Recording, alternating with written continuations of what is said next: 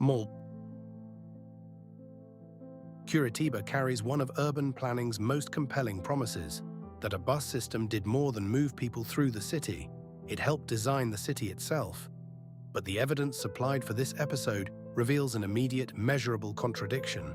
It identifies Curitiba's 2024 population as 129,225, yet provides no measurement at all for the bus system. No routes, no passengers, no travel times, no corridor lengths, and no dates of implementation.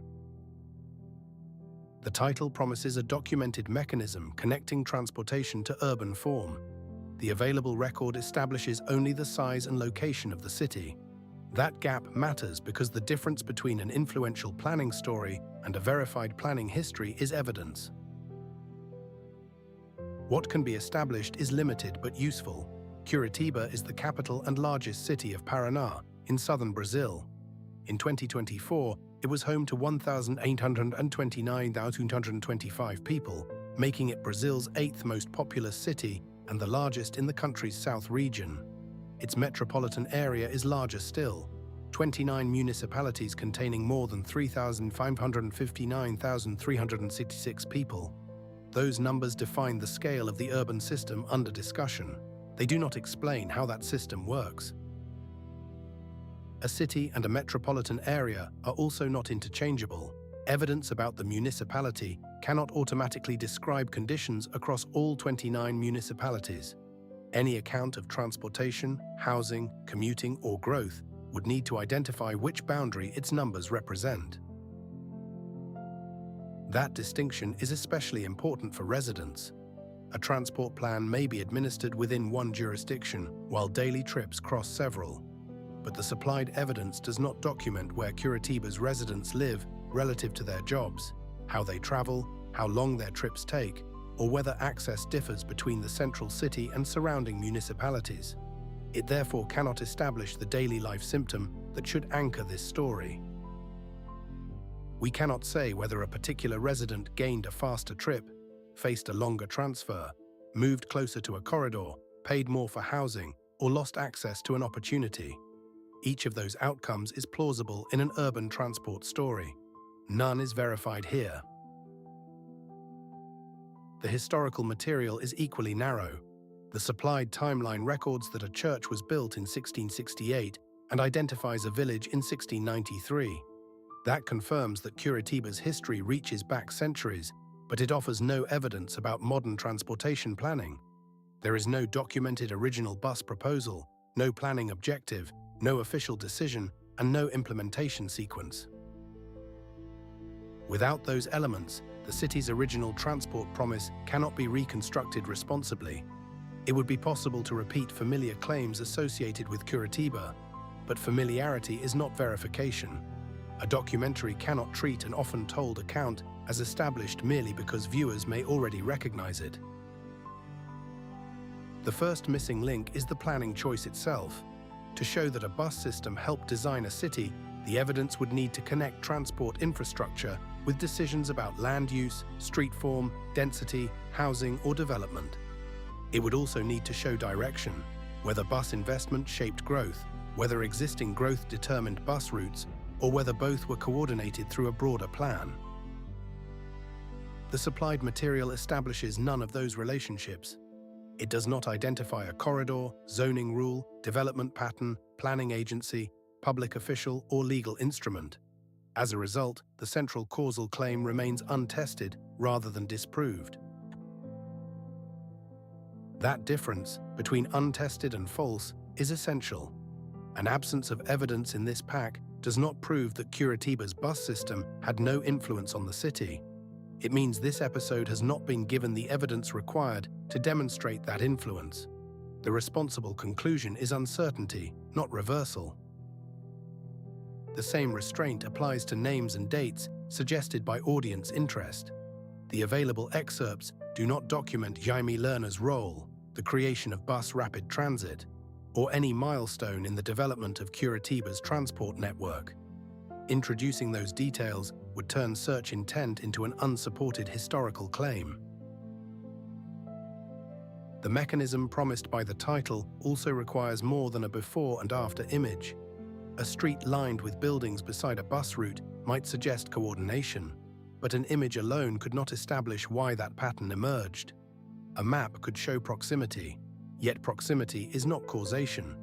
Ridership growth could indicate use, but without population, service, and boundary context, even that number could mislead.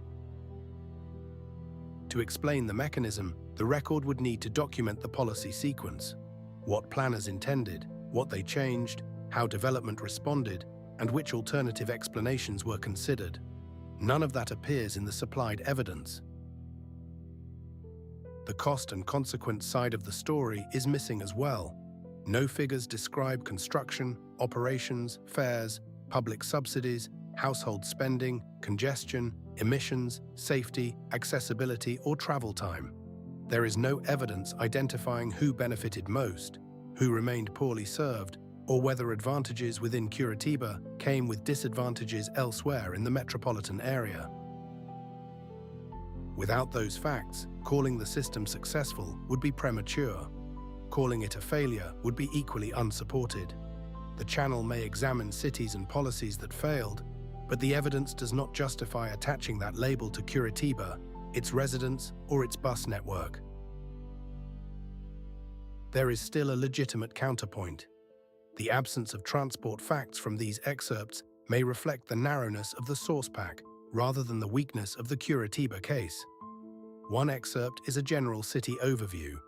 The other is a timeline fragment focused on early history. Neither appears designed to answer detailed questions about mobility or land use coordination. That observation narrows the conclusion. This is not a verdict on the city's planning record. It is a verdict on whether the record supplied here can support the promised documentary. It cannot. A workable version of this episode would require a different evidentiary foundation. Official plans could establish what policymakers adopted and when. Transit agency records could define services, routes, fares, ridership, and operating conditions. Land use documents could show whether development rules were intentionally aligned with transport corridors. Comparable maps from clearly identified years could test changes in urban form. Independent research could then examine results, limits, and competing explanations. Resident-level evidence could show how the system affected actual journeys rather than treating the city as an abstract diagram. Reporting from across the metropolitan area could test whether a model associated with the central municipality worked equally well beyond it. Those materials would also allow the story to separate three different questions that are often collapsed into one. Did Curitiba introduce a notable transport design? Did that design shape where and how the city developed? And does the system still deliver its intended results under current metropolitan conditions? A historical innovation does not automatically prove a lasting outcome. A present-day problem does not erase an earlier achievement. Each claim needs evidence matched to its own period, geography, and measure. For now, the documented outcome is far more modest. Curitiba is a major Brazilian city of more than 1.8 million people, embedded in a metropolitan area of more than 3.5 million across 29 municipalities. That scale makes transportation consequential, but scale alone does not reveal the network's design or performance.